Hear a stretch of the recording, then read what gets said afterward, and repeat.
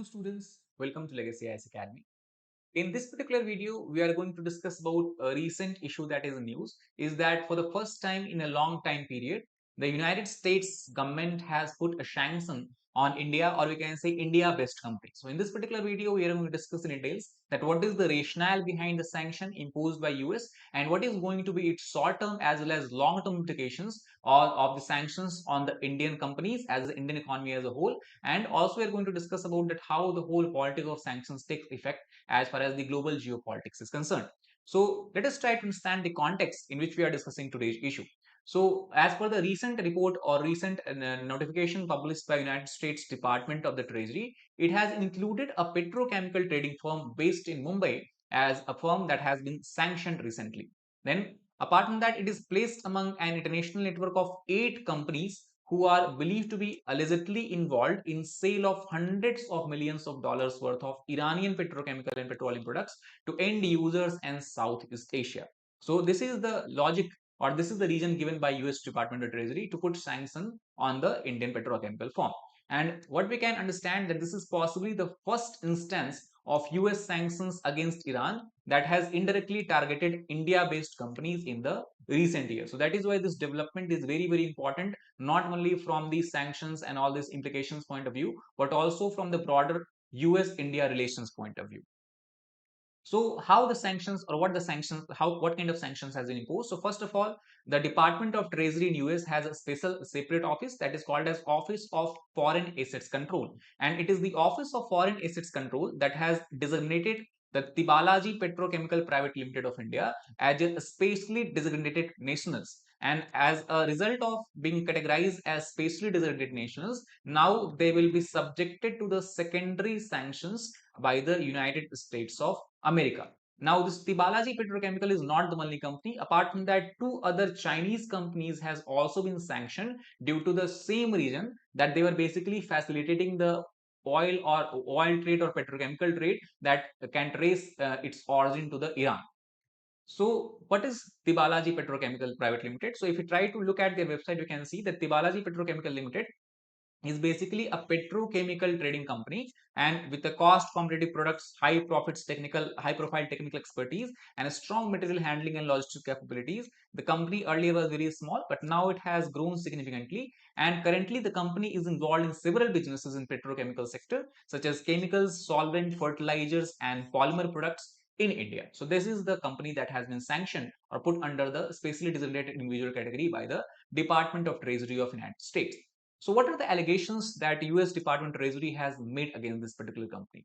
So as per the press statement released by the department, it clearly has says that this particular company, the Balaji private company, have purchased millions of dollars worth of tri-alliance brokered petrochemical products, including methanol and base oil, and it has been further onward shipped to the Chinese shore. So basically, it is we can say a joint or collaborative effort of this company, Indian Petrochemical Company, as well as another company that is called as Tri-Alliance. So to understand this whole sanctions and the reason behind, we have to understand that what is a Tri-Alliance.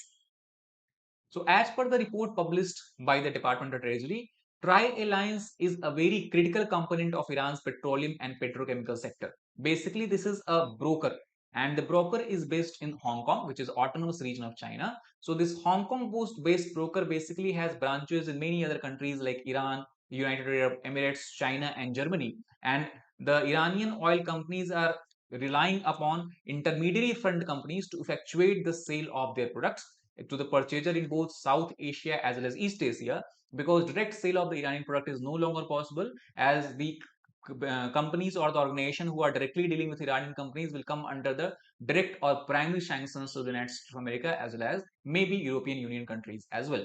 So that is a tri-alliance, and the allegation is that the Indian Petrochemical Company has worked together with tri-alliance and has facilitated the transfer of petrochemical product from Iran through its subsidiary to the China and the markets of South Asia. So what is going to be the expected implications of the sanctions that US has imposed on this company?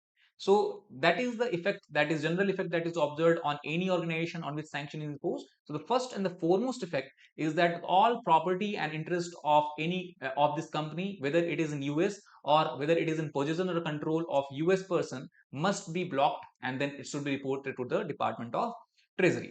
Second, not only all the direct assets will be blocked, but also any entities that are owned whether directly or indirectly, and whether it is owned by more than 50% by one or more blocked person will also get blocked. That means if this particular company, petrochemical company, has invested in some other subsidiary companies, and if its share is more than 50%, then that company or that organization can also face the sanction and will be blocked from any kind of financial transactions. So as an end result of this, what will happen, that as a result of sanctions on this company, not only this company will be directly affected, but any foreign financial institutions, that means any banks can be there, or any non-banking financial corporations can be there, who knowingly facilitate a significant transaction or provide significant financial services to this petrochemical company, they will also come under the umbrella of United States sanctions. However, at the same time, while releasing a press statement, US has clearly said that the objective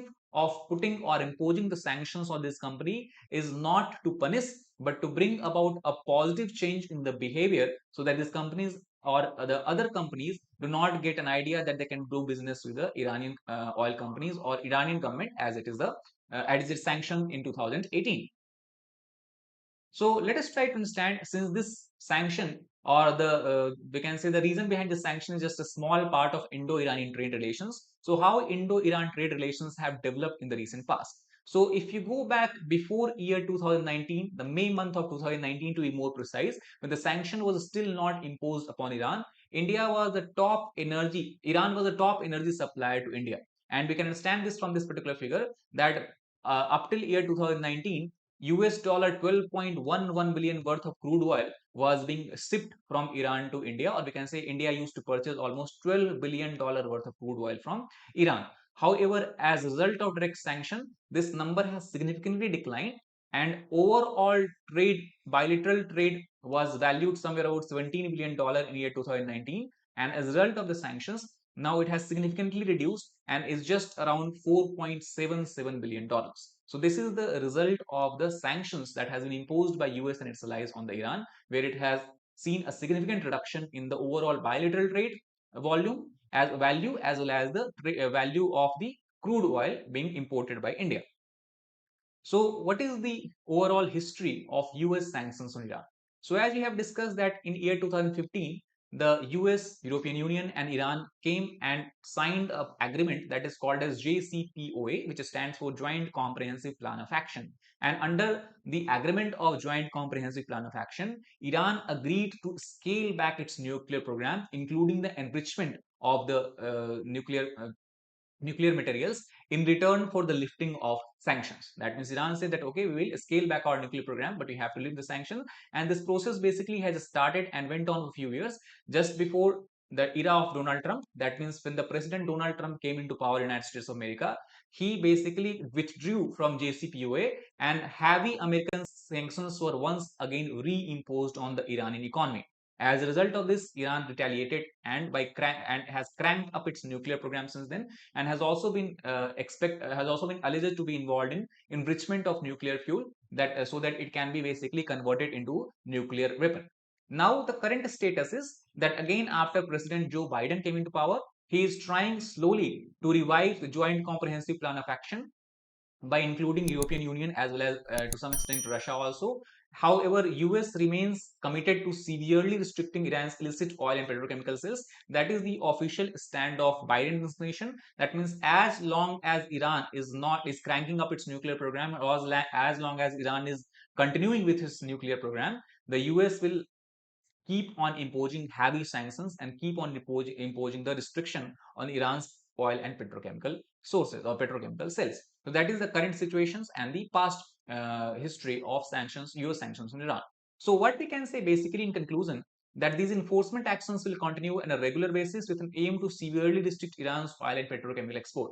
That means the current sanction is not a one-off incident. As per the press statement released by the White House spokesperson as well, he says that such kind of actions will be taken continuously if anyone or any organization, no matter from which country, is found to be doing direct or indirect business with the Iranian petrochemical companies. And thus, they have basically warned any companies or any organizations that whosoever is involved in facilitating these illegal sales and transaction should cease and desist immediately if they wish to avoid US sanctions.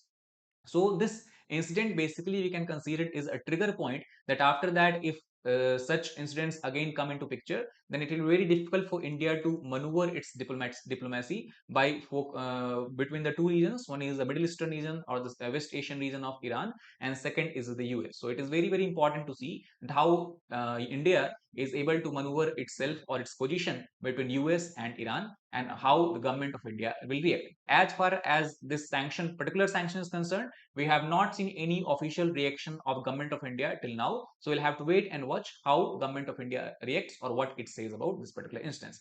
So I hope you understood about the whole politics of sanctions. That is all for this particular video. Thank you very much.